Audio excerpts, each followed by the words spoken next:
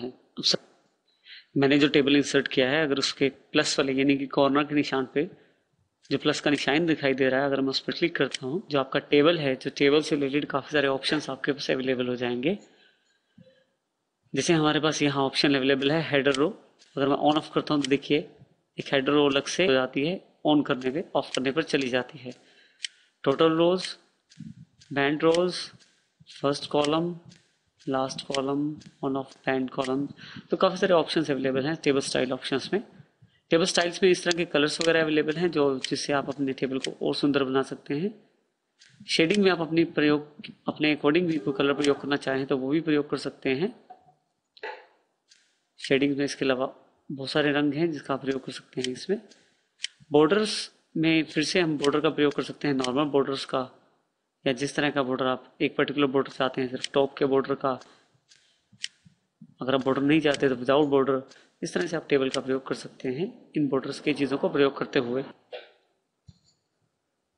इसके पश्चात हमारे पास लाइन स्टाइल है बॉर्डर का। हम चाहें किसी भी तरह का लाइन स्टाइल ले सकते हैं। आप चाहें तो पर्टिकुलर लाइन पे क्लिक करके और चाहें तो बॉर्डर पूरा सेलेक्ट करके उसको लाइन स्टाइल दे सकते हैं। जैसे उदाहरण के लिए मैं पूरा बॉर्डर पिक कर लेता हूँ तो उस पर वो लाइन स्टाइल एप्लीकेबल हो जाएगा।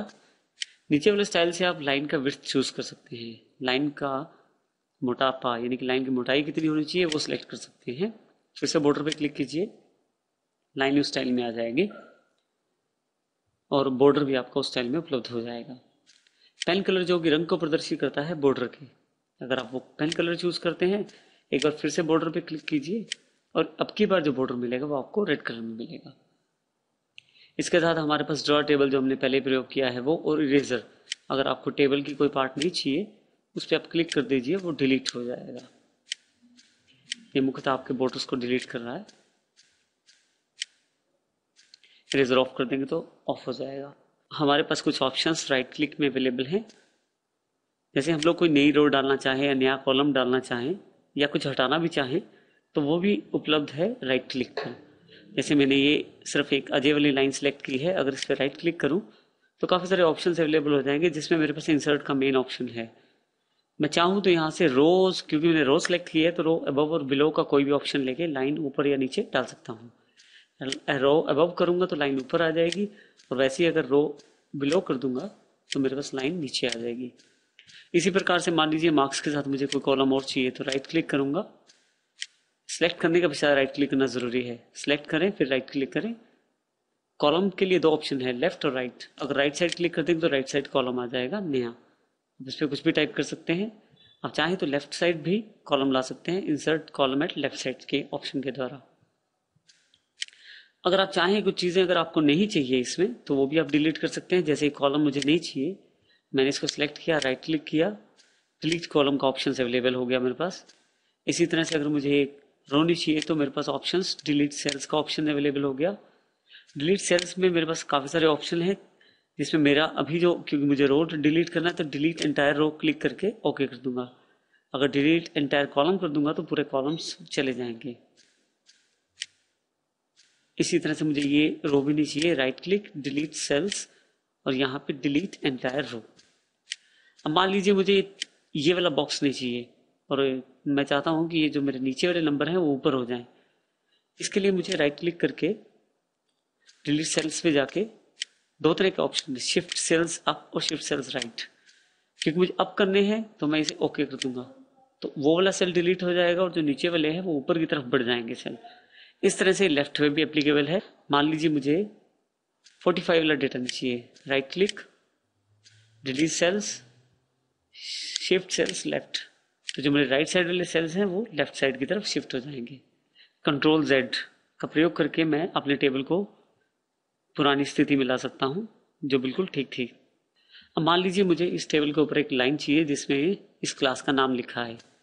मैं राइट क्लिक करता हूँ, इंसर्ट रो अबव कर देता हूँ। लेकिन जब मैं अगर कुछ लिखने की कोशिश करूंगा तो ये क्योंकि बॉक्सेस में है तो यहाँ लिखा नहीं जाएगा। मान लीजिए मैं लिखने की कोशिश करता हूँ क्लास 10th रिजल्ट,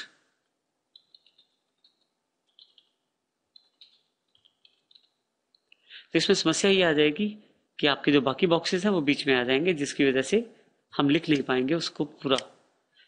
तो इसका एक विकल्प हमारे पास क्या है, हम इस रो को जिसमें 3 सेल बने हुए हैं छोटे छोटे, जैसे कि ये पहला सेल, ये दूसरा और ये तीसरा, इन तीनों सेल्स को सिलेक्ट करेंगे, राइट क्लिक करेंगे, हमारे पास ऑप्शन अवेलेबल है मर्ज सेल। आपके मर्ज सेल्स को क्लिक करते ही जो 3 सेल्स हैं वो एक बड़े सेल में कन्वर्ट हो जाएंगे। अब मैं यहाँ कुछ भी टाइप कर सकता हूँ, जैसे कि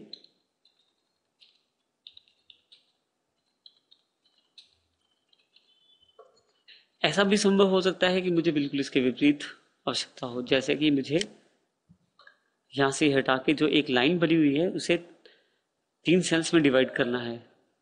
ये भी संभव है। राइट क्लिक करें इस पे, यहाँ ऑप्शन बदल गया है स्प्लिट सेल्स, स्प्लिट सेल्स पे जाएं, नंबर ऑफ कॉलम, कितने बॉक्स या कितने कॉलम्स में बढ़ना चाहते हैं वो बता दें और कितनी रोज में, क्योंकि मेरे पास पहले एक ही रो अवेलेबल थी और 3 कॉलम थे छोटे छोटे। क्लिक कर दिया तो वो अवेलेबल हो जाएगा। आप चाहें तो अगर ये लाइंस अगर बराबर नहीं आ रही तो आप माउस के साथ जब प्लस का निशान हो जाए सिलेक्ट करके इसे मूव कर सकते हैं ताकि ये एक ही सिमेट्री में आ जाए।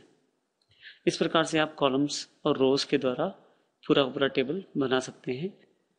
लाइन की जो हाइट है वो बढ़ाने के लिए मुझे यहाँ प्लस के निशान पे क्लिक करना पड़ेगा, जिससे मैं लाइन की जो हाइट है वो बढ़ा सकता हूँ, यानी कि रो की हाइट बढ़ा सकता हूँ।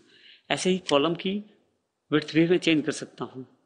लेकिन कई बार ऐसी आवश्यकता हो सकती है कि आपको सभी कॉलम्स और सभी रोज एक ही साइज की आपको चाहिए। इस केस में आप पूरा का पूरा टेबल आप सेलेक्ट करें, राइट क्लिक करें, आपके पास ऑप्शन अवेलेबल है डिस्ट्रीब्यूट रोज इवनली। रोज इवनली पे क्लिक करते ही सारी रोज हैं वो एक ही साइज की हो जाएंगी। ऐसे ही अगर हम डिस्ट्रीब्यूट कॉलम्स इवनली पे क्लिक करेंगे तो सारे कॉलम्स भी एक ही साइज के हो जाएंगे। इसके अलावा हमारे पास जो ऑप्शन है सेल अलाइनमेंट, आप ये बता सकते हैं कि सेल में जो डेटा पड़ा है वो किस दिशा में, लेफ्ट राइट सेंटर किस दिशा में दिखाया जाए। जिस दिशा में आप चाहते हैं उस दिशा में उसे दिखा सकते हैं। नेक्स्ट ऑप्शन जो हमारे पास अवेलेबल है ऑटोफिट। ऑटोफिट बहुत इंपॉर्टेंट ऑप्शन है। जैसे ऐसी आवश्यकता हो सकती है कि जितना एरिया में या जितनी जगह पे आपने टेक्स्ट लिखा हुआ है बस आप उतनी ही कॉलम की या रो की विड्थ चाहते हैं।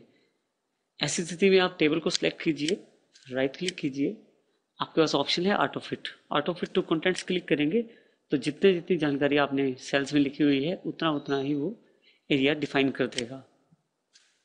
ऑटोफिट टू विंडो कर देंगे तो जितने आपकी विंडो का मार्जिन घटा के साइज है उतना वो उस टेबल को फैला देगा।